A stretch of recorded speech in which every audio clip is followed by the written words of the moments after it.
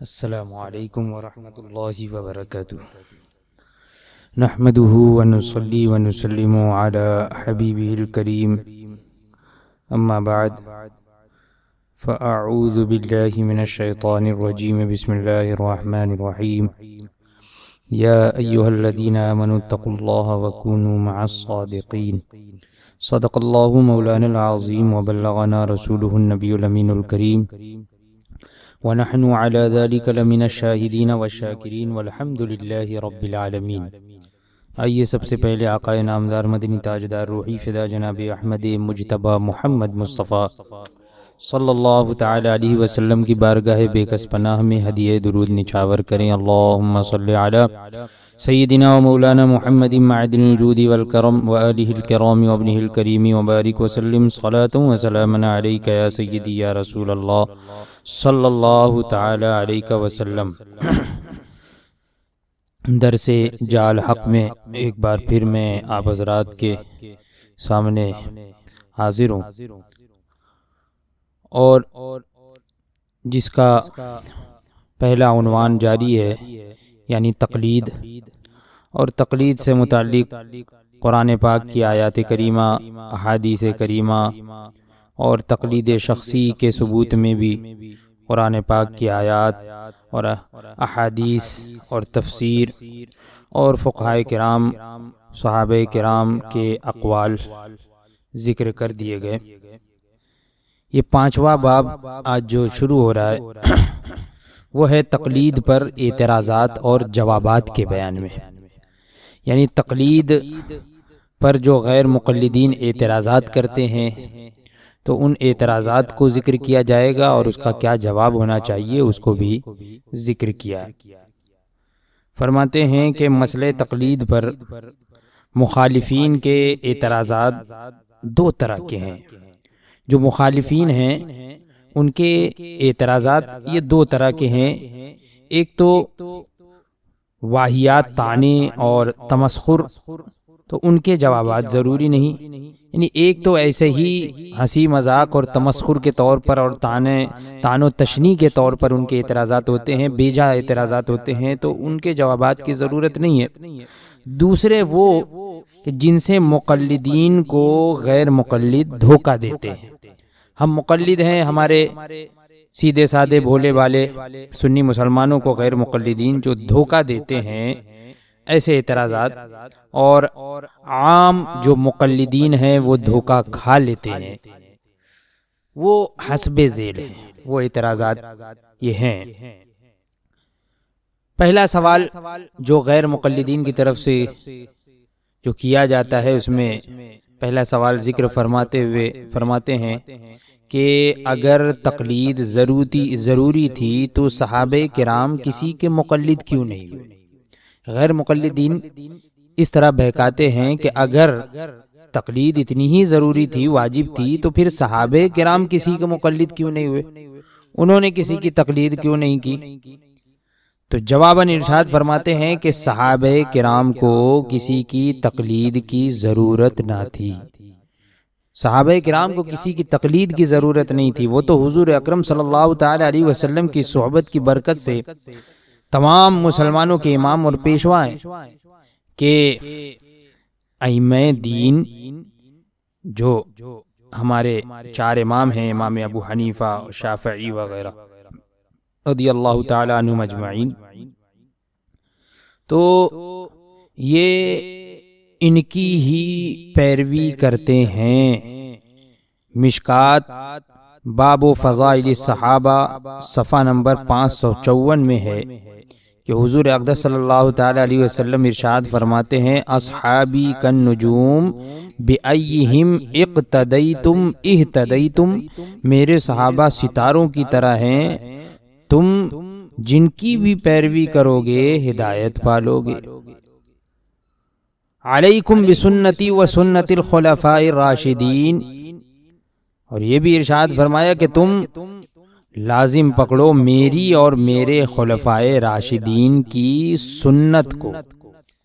تو حضور اقدس صلی اللہ تعالی علیہ وسلم تو اپنے صحابہ کی اقتداء کا حکم فرما رہے ہیں، یہی تو تقلید ہے۔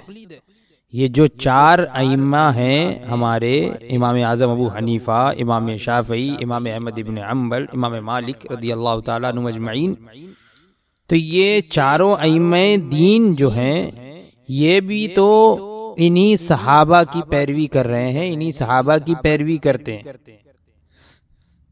یہ سوال تو ایسا ہے کہ جیسے کوئی کہے کہ ہم کسی کے امتی نہیں، کوئی یہ کہے کہ ہم کسی کے امتی نہیں، کیوں؟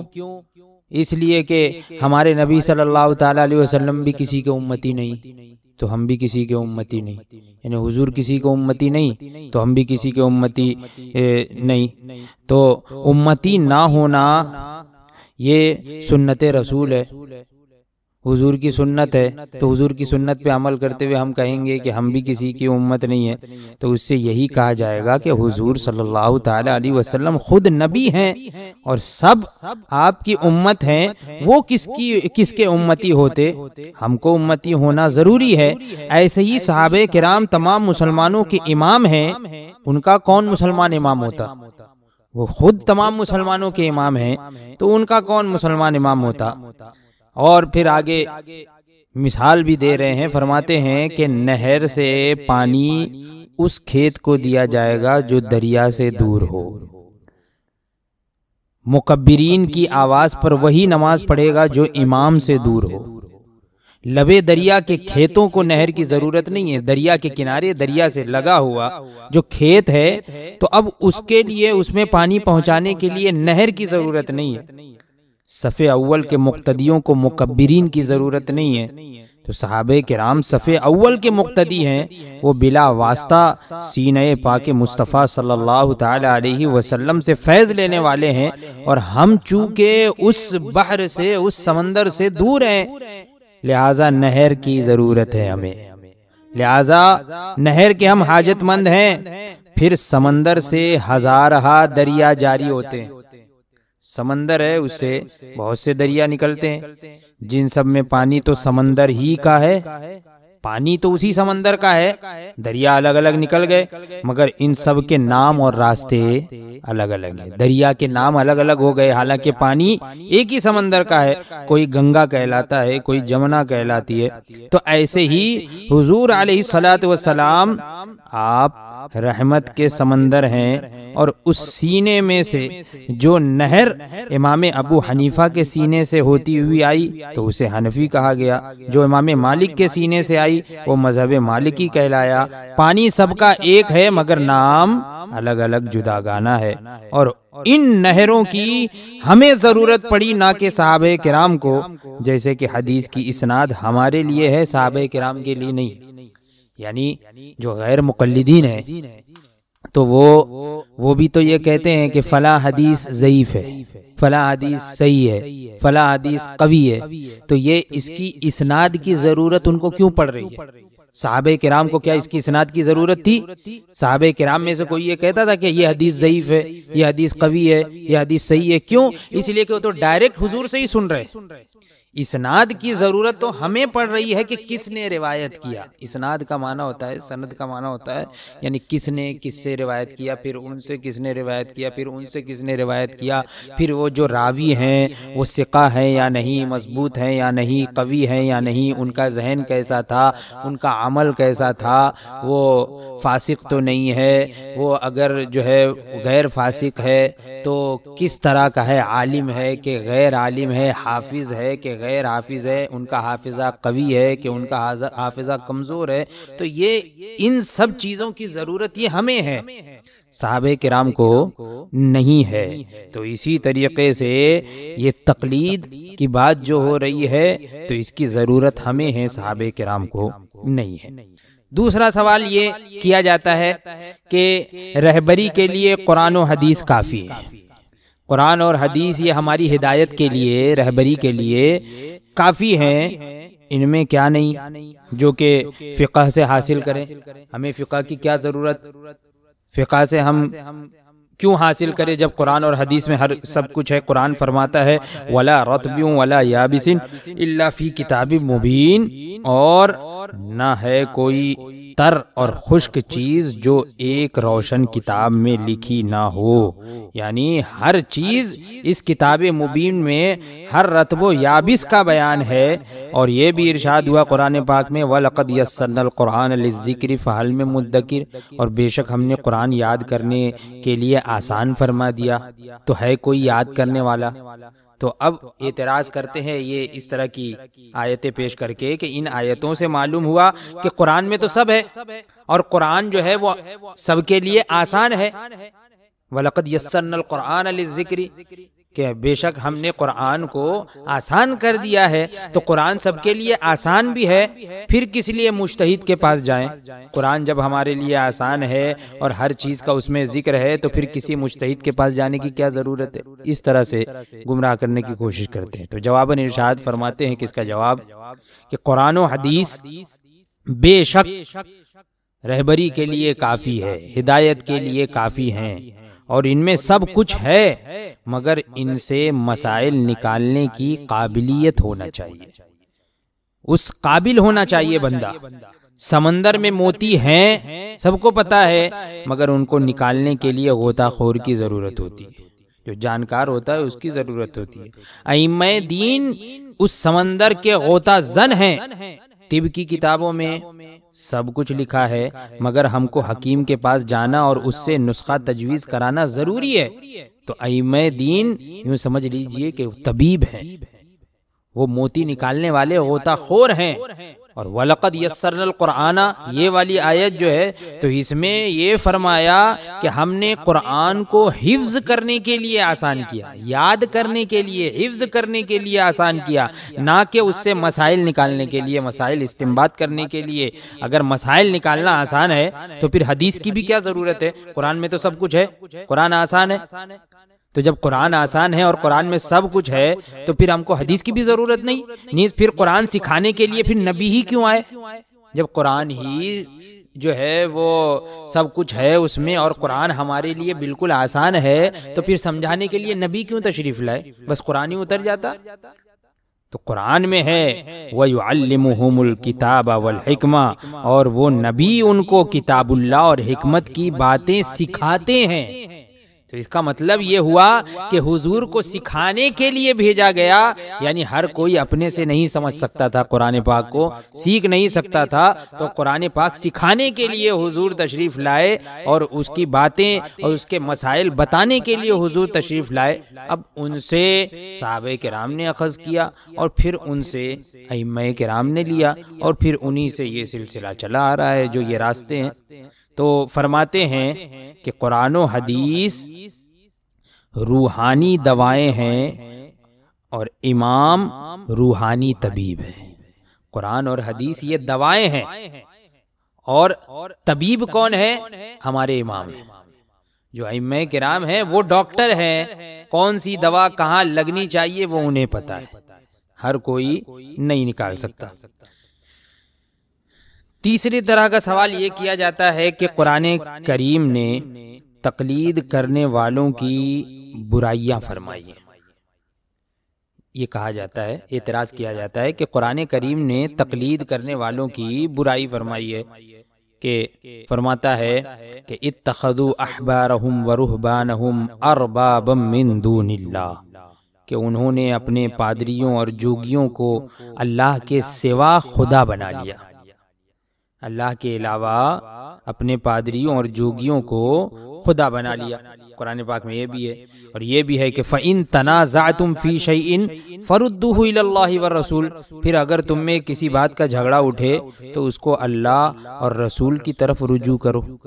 اور یہ بھی ارشاد ہوا کہ وَأَنَّ هَذَا صِرَاطِ مُسْتَقِيمًا فَاتَّبِعُوهُ وَلَا تَتَّبِعُوا السُّبُلَ فَتَفَرَّقَ بِكُمْ، اور یہ کہ یہی میرا سیدھا راستہ ہے، تو اس پر چلو، اور راہیں نہ چلو کہ تم کو اس کی راہ سے جدا کر دیں گی۔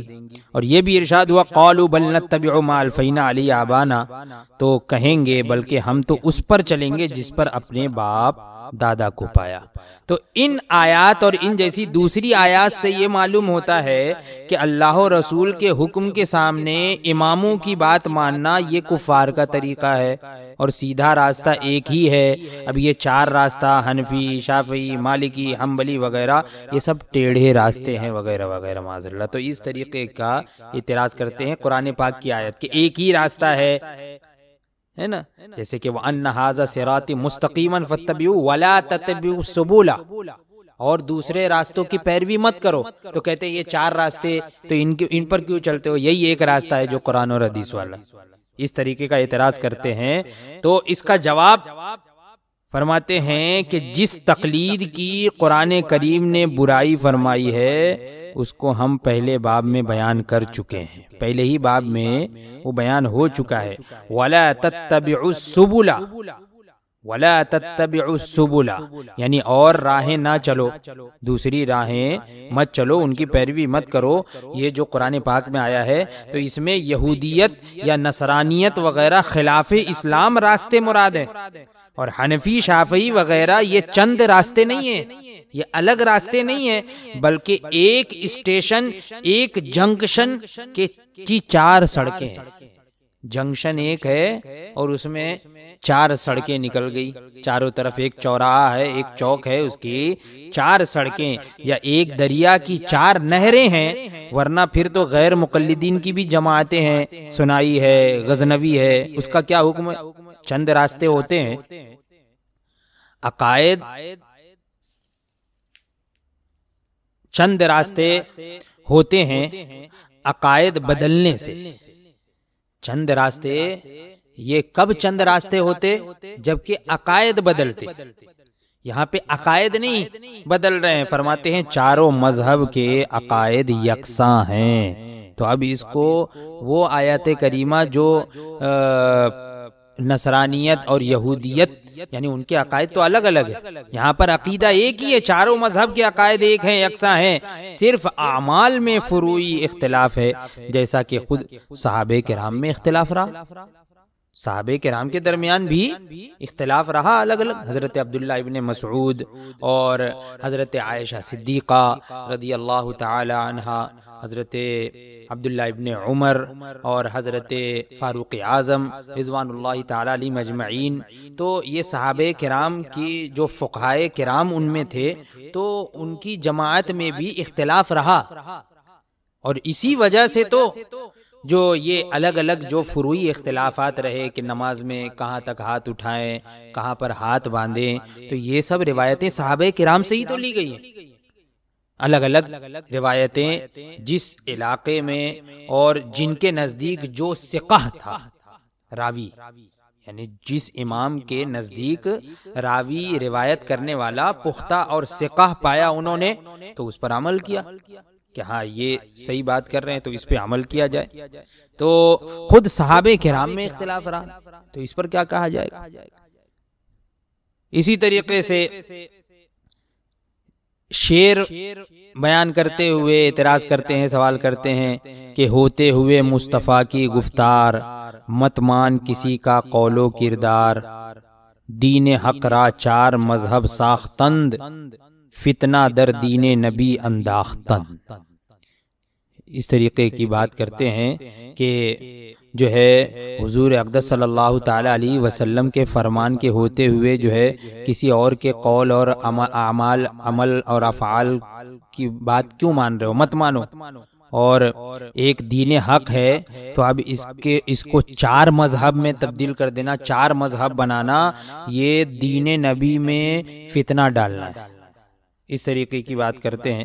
تو جواباً فرماتے ہیں کہ یہ شعر اصل میں چکڑوالیوں کا ہے، کہ ان لوگوں کا یہ شعر ہے کہ ہوتے ہوئے کبریا کی گفتار۔ ان لوگوں نے کیا کہا؟ یعنی یہ جن لوگوں نے ہم پر، غیر مقلدین نے ہم پر اعتراض کیا، تو فرماتے ہیں کہ یہ شعر ان لوگوں کا بنایا ہوا نہیں ہے، یہ بس صرف تھوڑا سا بدل لیا ہے ان لوگوں نے۔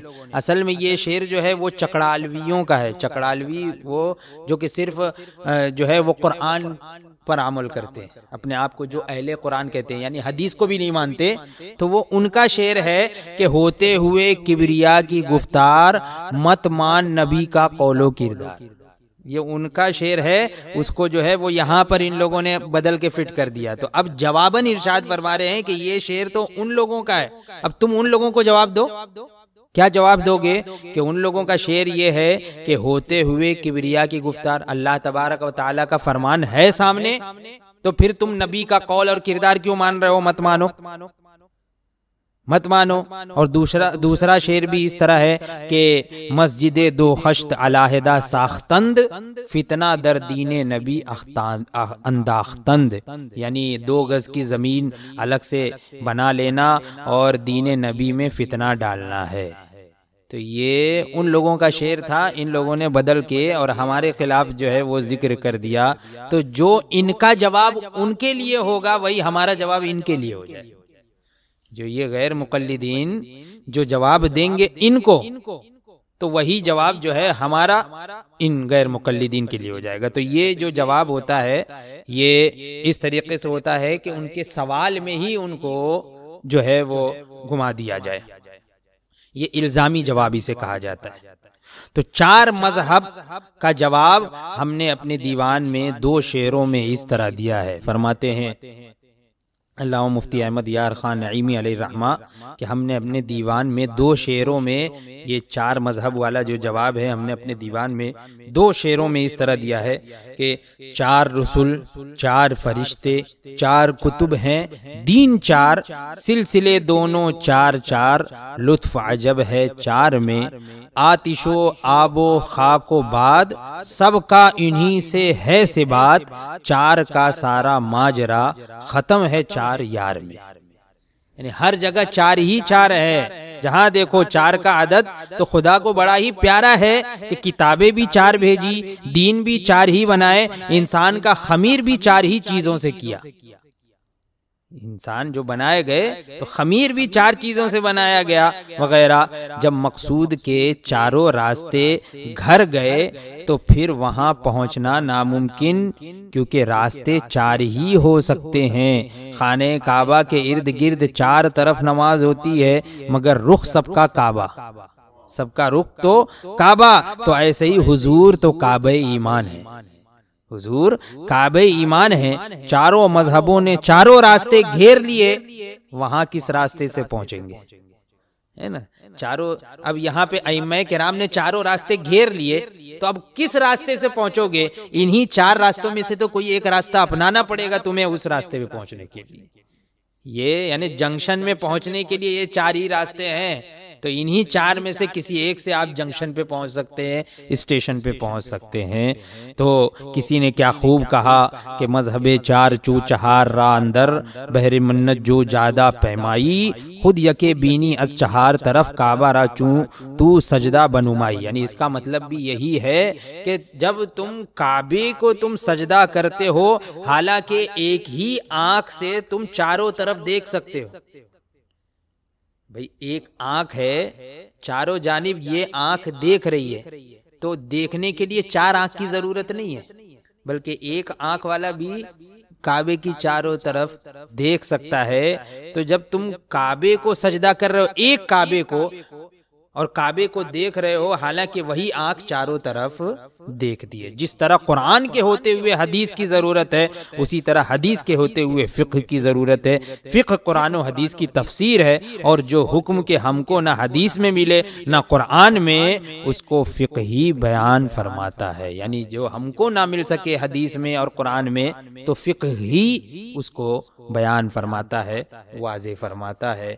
اور یہ چند باتیں، یہ سوالات میں نے ذکر کیے. انشاءاللہ آئندہ اور بھی جو ہے دوسرے اور بھی مزید جو ان کے سوالات اور اعتراضات ہیں ان کے جواب آئندہ سیشن میں ذکر کیے جائیں گے. اللہ تبارک و تعالی ہم تمام لوگوں کے عقیدے اور ایمان کی حفاظت فرمائے. وآخر دعوانا الحمدللہ رب العالمین.